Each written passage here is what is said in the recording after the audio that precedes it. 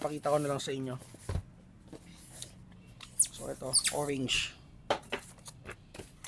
So ito yung may magwell na aluminum grip. Ayan. So ito yung orange na yon. Ito yung tinutukoy ko sa inyo. So this one is available gas at saka CO2. Though talaga naman siyang talaga namang dual power ang Shadow 2 natin. Pero may option kayo, it's either go with the out of the box na CO2 or out of the box na gas. Okay, so ayan yung pagkakaiba niya dun sa may ano na rin siya, may magwell na siya dun sa regular na Shadow 2. So ito, gas type na magazine. So again, available yung CO2 out of the box. So naka-fixed barrel na rin siya.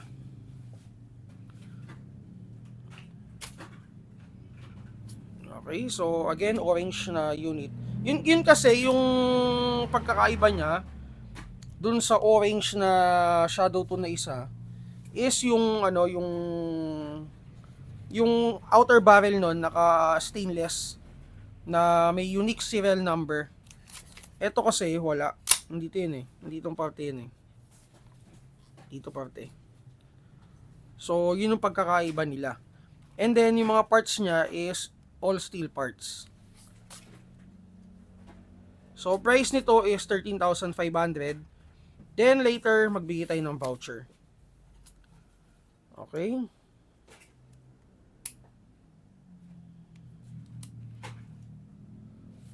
So Shadow 2.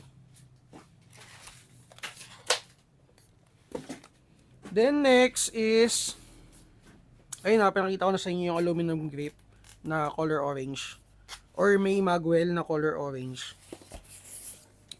Ito purple. Ito maganda. So ito guys, ayan. Sakto no? Ito sakto pala ito. Ayan, so purple. Ganda. So comes with the gas magazine. Sinama mo ba 'yon? CO2? Hindi, yung CO2. Hindi. Sige, kunin mo na lang 'yan. So, the same lang naman, ito standard magazine. Okay, so price is 13,500.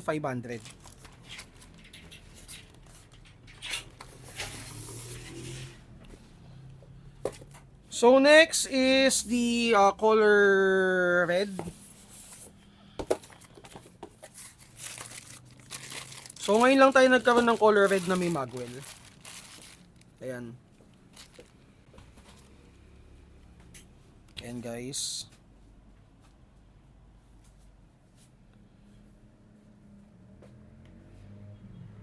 So again, naka-fix barrel na yan.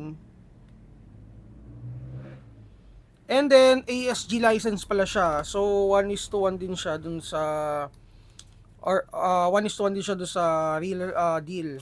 So, kung naghahanap kayo ng realistic na pistol, guys, go with pwede kayong or pwede nyo i-consider si Shadow 2. Okay din to for competition shooting or practical shooting.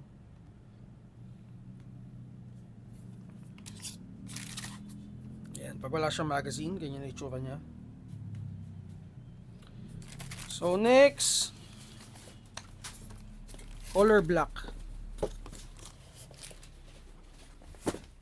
Nakuha, ikaw na bala dito ah. Ito color black. Ah, wala na ba tayong color black? Na Shadow 2? All black? Wala dito. Okay, sige, kunin mo na lang. So ito UG. Ito regular lang din na na unit or na Shadow. Naka-fix barrel. Naka-fix na rin. Di ko kasi maalala guys kung yung color blue na shadow is yung parang pinaka-base, yung pinaka yung pinakaunang-unang labas na shadow is naka-fixed barrel siya. Fixed barrel. Pero itong mga to, naka-fixed barrel na sila. Ayan, no. Ito maganda rin. Ito. UG.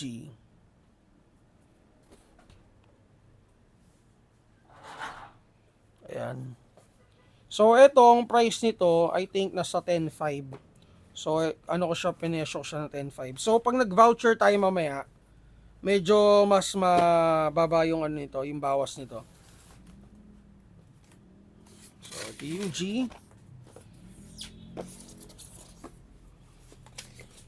Ang dami.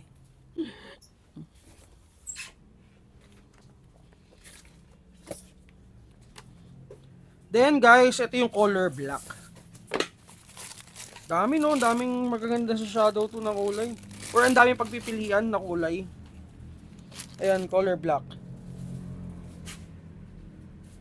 So yung mga, again yung mga Mimag wheel, tawag dito, ang price nila is 13,500. 13,500. So color black.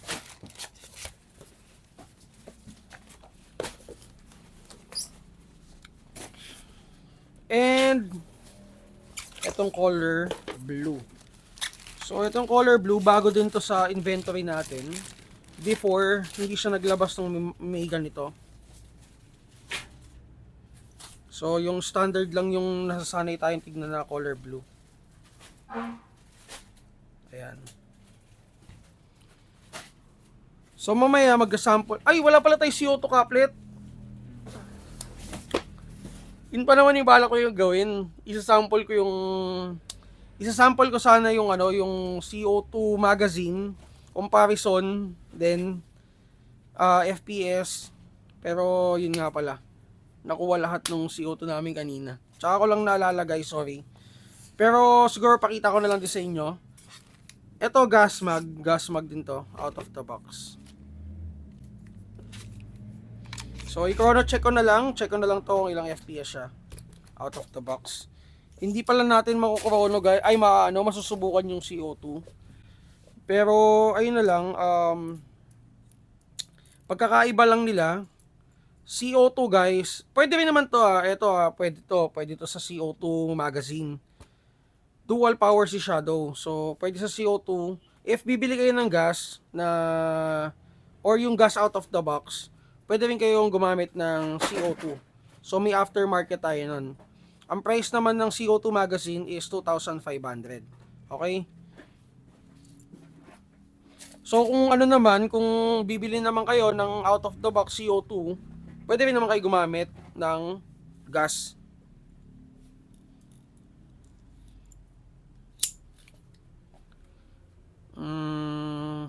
Gamitan ko lang ito. 12 kg.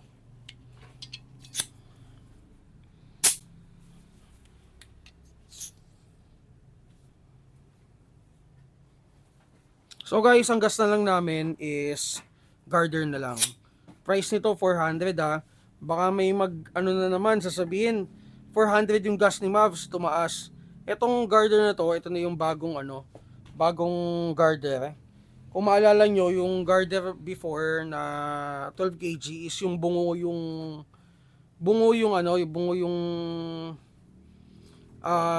logo niya. So ngayon, panda na. Panda to, di ba? O raccoon? Hindi, para raccoon. Raccoon. Ayan. So, ito na yung bagong Gardner. 400 talaga price niya. So, hindi kami nagtaas ng gas. Alam kong nagkakaubusan ng gas kasi ang dami na rin nagpupunta dito na ibang store din na kukuha ng gas. Pero, ayun nga, ang available na lang talaga namin is the Gardner gas, which is original price niya is 400 talaga. Hindi kami nagtaas. Baka kasi may marinig na naman ako na nagtaas sila kasi ubusan ng gas. Talagang ubusan. Kasi dumaan yung Chinese New Year guys. Yung supply ng mga gas or consumables is naputol. So, malapit naman na tayo magkaroon ng supply ulit ng gas. So, test natin to check kung ilang FPS siya out of the box. Para may idea din kayo.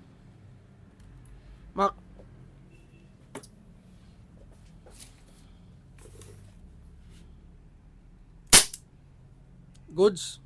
Ilan? 335. 335? 330. Okay. Nagbasa. Hindi nagbasa. 330 po. Okay, so FPS out of the box is around, okay na. Around 330 to 350, sabihin na natin ganun. Then, ito yung blowback niya guys, ganito. And guys, isa pang sasabihin ko nga pala sa inyo. Guys, may mga ibang Shadow 2 units na nagtitira pa rin ng ng isang bala. So kahit na may isang bala pa siya, magi-slide lock. So normal 'yun. May ginagawa sila dito pero hindi ko sure, hindi ko exactly alam kung ano yung ginagawa nila dun sa magazine para may tama 'yon.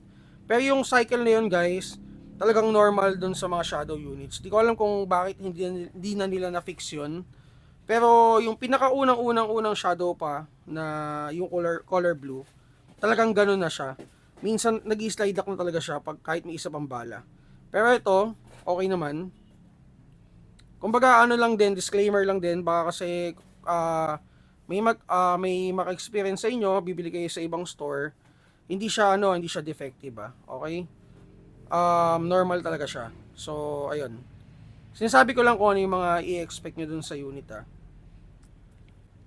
So okay naman to.